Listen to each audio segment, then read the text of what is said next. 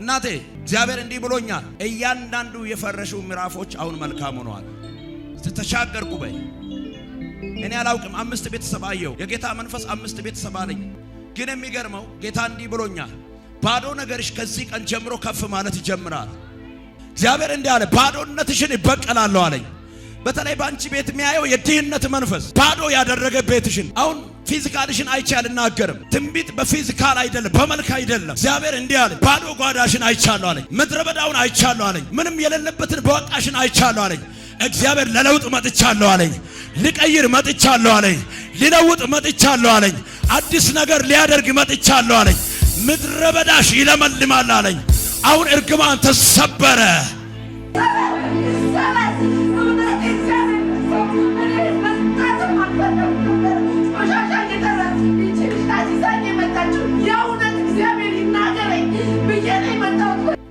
ይናገርሽ ብለሽ ነው ይናገረኝ ብለሽ ነው የመጣሽው።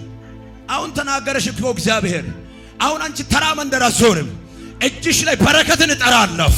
እጅሽ ላይ ታምራትን እጠራለሁ። እግዚአብሔር እንዲህ አለ፣ የቤትሽን ባዶነት ይበቀላለሁ አለኝ። እርግማንን ከሕይወትሽ ሰብራለሁ አለኝ። ከዚህ ቀን ጀምሮ ለበረከት ትሆኛለሽ። አታለቅሽም። ደግሞ ታሪክ ተቀየረ። ደግሞ በብዙ ሰዎች ተገፍተሻል። ብዙዎች ፊት ቀይረውብሻል። መልካቸውን ቀይረዋል። መንገድ ዘግተውብሻል። አይፈልጉሽም። ለወዳጅነትም አይፈልጉሽም። እግዚአብሔር እንዲህ ብሎኛል፣ አሁን ከዚህ በኋላ ሞገሴን ባንቺ ላይ አደርጋለሁ። ይሄ ሞገስ ሰዎችን እየሳበ ያመጣል። ዛሬ ተናገርኩ፣ ደጆችሽ አሁን ተከፈተ። እሷ ምክንያት አሁን በሮቻችሁ ይከፈት። አንተም ራሱ እንደሷ ተመሳሳይ ነገር ነው ማለት ተመሳሳይ ዘመኔን ተበልታል። ተመሳሳይ ነገር ዘመኔን ተበልታል። መጽሐፍ ሲናገር ኢዩኤል እንዲህ ይላል፣ እነሆ ይላል ተምች ደጎቢያም ኩብኩባም የበላባችሁን እነዚያን ዓመታት ይክሳለሁ ይላል። ዛሬ መልእክት አለኝ። ልክ ሕዝቅኤል 37 ላይ ይመጣና ደግሞ ከቁጥር 1 ጀምሮ ስታነብ እንዲህ ይላል፣ ሕዝቤ ሆይ ይላል መቃብራችሁን ይከፍታለሁ እና እኔ መቃብራችሁን በከፈትሁ ጊዜ ጌታ እግዚአብሔር እንደሆንኩ ታውቃላችሁ ይላል። ዛሬ መልእክት አለኝ። የሞተው ነገር ይንቀሳቀሳል።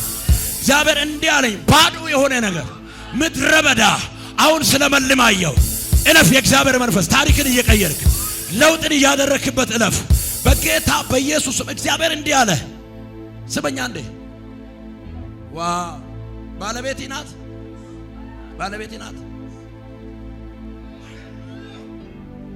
የሞተው አዋጅ አይሰራም በኔ ላይ አይሰራም በሕይወቴ ገልብጦታል ነገሩን አባቴ።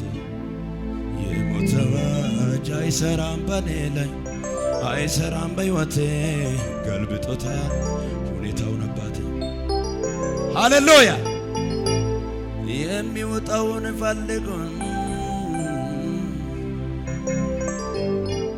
መጣ ከሰማይ ወረደ ነደደ የአምላኬ ቁጣ።